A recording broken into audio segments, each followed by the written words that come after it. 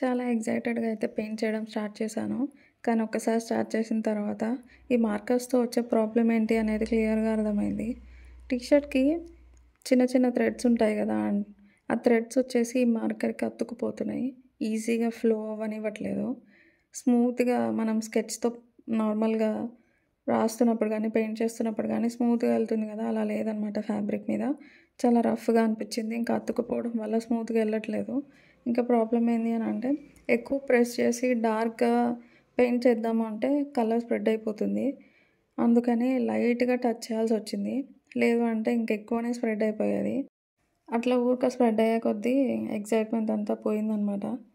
ఇగ వద్దు వేరే కలర్స్ యూజ్ చేయకుండా ఓన్లీ బ్లాక్‌తోనే కంప్లీట్ చేద్దాం అనుకున్నా. ఎందుకంటే వేరే కలర్స్ గూడా పెడితే ఇంకా అది ఎట్లా స్ప్రెడ్ అయితదో తెలీదు.